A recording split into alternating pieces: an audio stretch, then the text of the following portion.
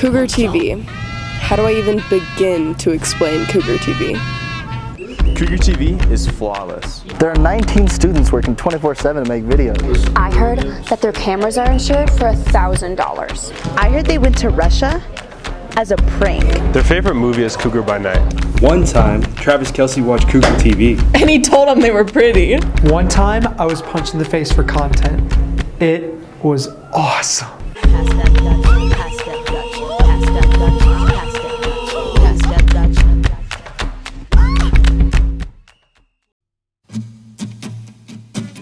Welcome back to another semester of Cougar TV. I'm Simon Lauritsen. And I'm Eliza Lauritsen. Simon, you know about our techies in technical theater, right?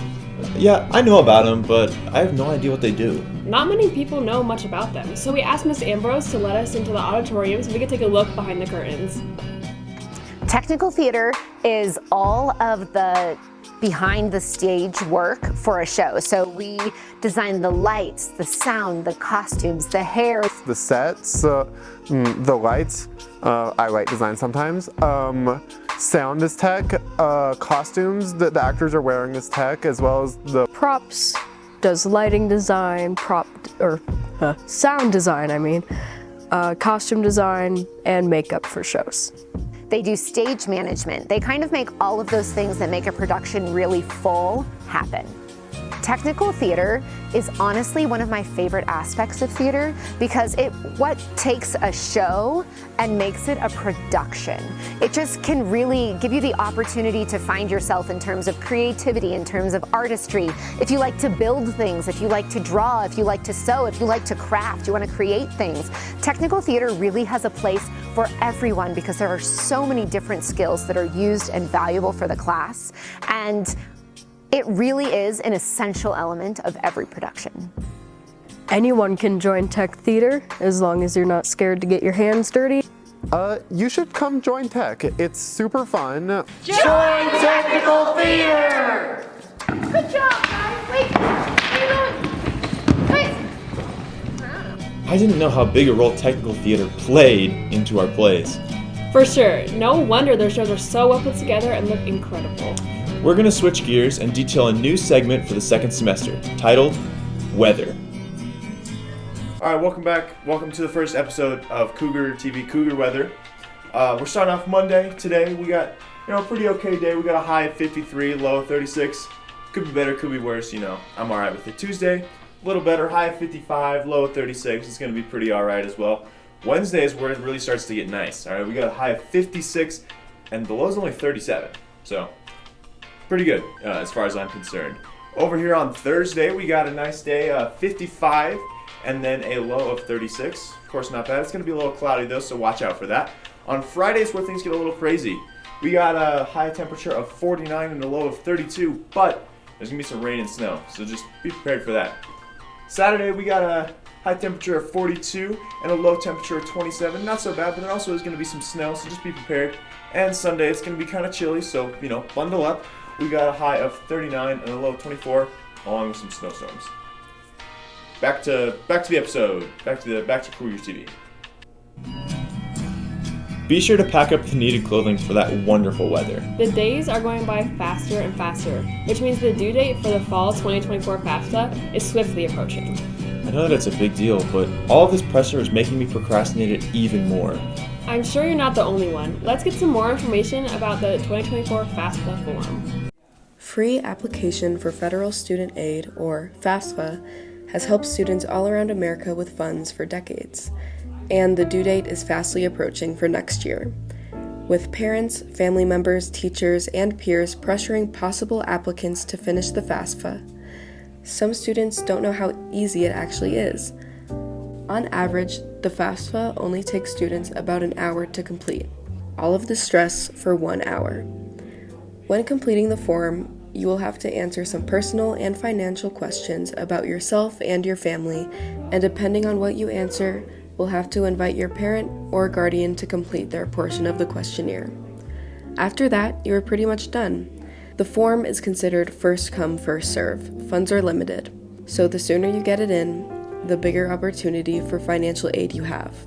If you are planning on going to college next year, Clear your busy high school schedule for 1 hour and complete your FAFSA form. How did I not know that something so important will only take me 1 hour to complete? Luckily, you still have time. The FAFSA opened on December 31st, 2023 and closes June 30th, 2024. If you're planning on going to college next year, please go to the FAFSA website and fill out the form ASAP. Did you know that girls basketball is entering league play? Oh, interesting. What exactly is league play? Well, we talked to the assistant coach and some of the players on the team to find out.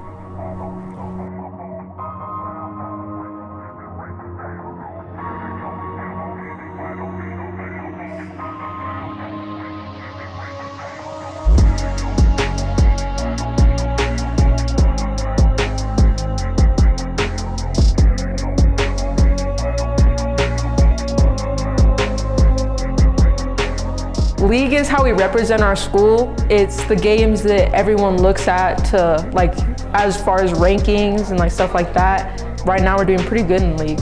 Honestly, we're like third in league, so. There's a certain number of teams. There's Palmer, Harrison, Coronado, Canyon City, Widefield, Mesa Ridge, and we all play each other twice. And basically, like, the team with the best record out of that wins league.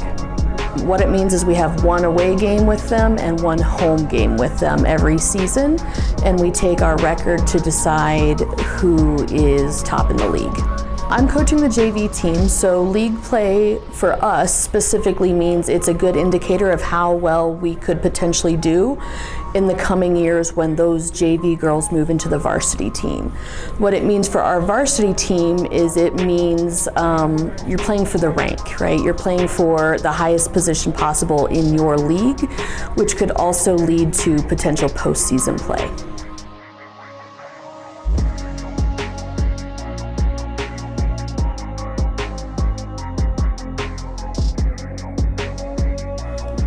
Wow, that's really exciting. Yeah, their next game is tomorrow night against Mesa Ridge. C team is at 4, JV is at 5:30, and varsity is at 7. Come and support our Cougars. Speaking of sports, let's take a look at the scores for this week. All right, sports scores for this week. Boys basketball lost against Palmer 42-69. Girls basketball won against Palmer 50-46. Girls swim won against Widefield 194. Quite a close one. Good job, ladies. And wrestling against Widefield, boys won 49-24 and girls won 39-24. Awesome job, Cougars. Well, our winter sports are starting to wrap up their season, and some of these athletes aren't going to be back at it until next winter. But some of our student athletes are coming out of one sport right into the next. Yep, we talked to Dakota Myers, Brecken Trujillo, and Callie Rogers, some of our 3-sport athletes who have been very active all school year, to find out more about what it's like.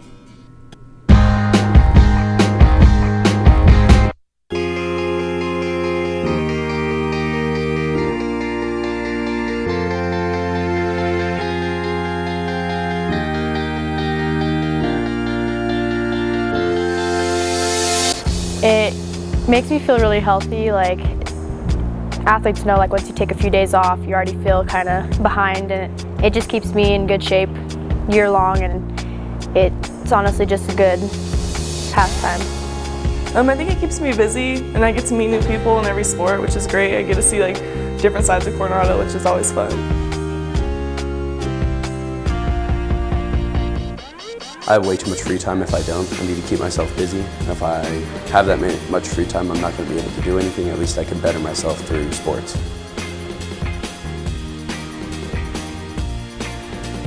Something I learned about myself is probably that I have really bad time management, but also that under the pressure, I feel a lot more like I need to handle it instead of being home for 6 hours and like, oh, I have time later, when I could just get it done then. I think it just goes back to people. Like, in each sport, I've got to meet a whole bunch of new people, and it's just great because you meet people that you wouldn't have met otherwise. So I think that's what I like about doing all sports.